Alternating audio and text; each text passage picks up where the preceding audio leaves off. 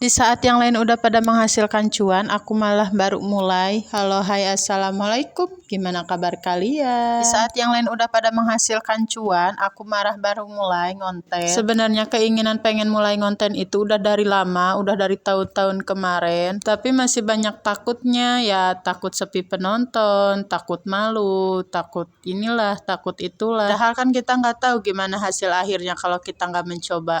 Dan di saat yang lain udah pada pamer gajian, aku malah menjadi penonton dan baru mulai belajar ngonten. Dan setelah aku terjun di dunia konten, gini ya rasanya. Di saat konten kita sepi, di saat sibuk-sibuknya kita harus nyempetin ngambil gambar, mikirin konsep ini itu, ternyata nggak gampang juga, nggak kayak ngelihat konten kreator yang lain, para suhu. Kayaknya ngelihat keberhasilan mereka itu kayak gampang.